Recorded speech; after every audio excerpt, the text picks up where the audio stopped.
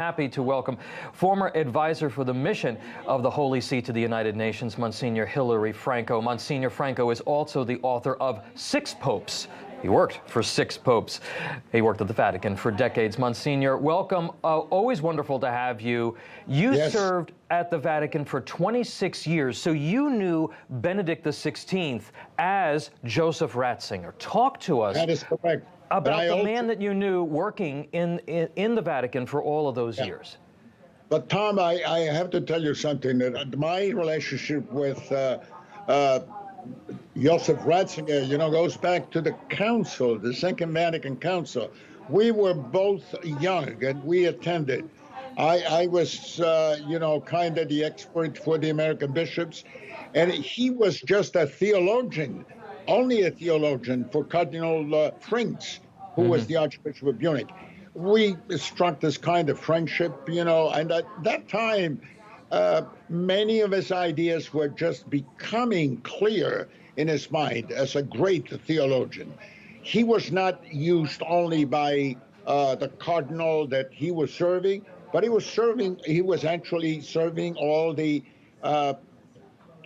2,625 council fathers plus the experts. Right. So that goes back to those kind of years, and to say that he's only intellectual, however, I don't like that. I believe that he was a pastoral, also a man who really, as I have said before, embraced the world, just like Fleshy Columns of Bernini.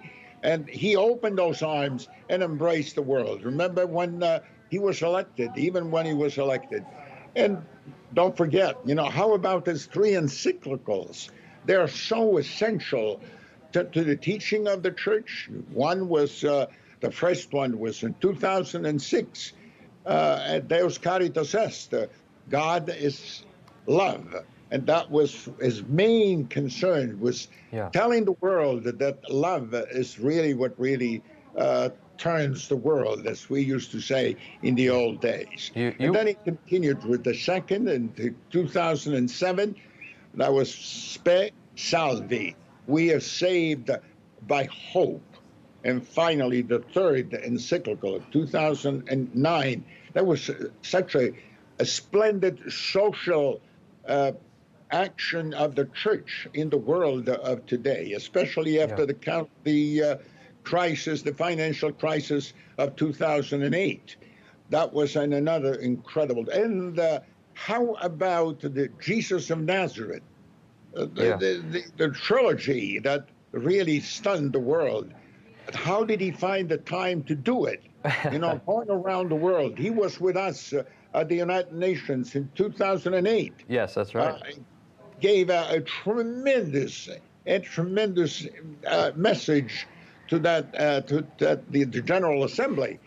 Something that was repeated lately, in 2015 by our beloved Pope Francis, when he came to us on the 25th of September. Monsignor Franco, you met him at the Vatican II Council. He also met a gentleman named Karol Wojtyła, who would become John Paul II at that time. He was stereotyped as this theologian, as this philosopher, as God's Rottweiler. But as you say, he brought so much more. He was so much more than that. What do you believe will be his most lasting legacy for the church and people around the world? I'll tell you, Tom, he has already left so much for us to meditate on, and his legacy will definitely be understood, perhaps not by me and you, but later on, posterity will give a special place in the history of contemporary church to Joseph Ratzinger.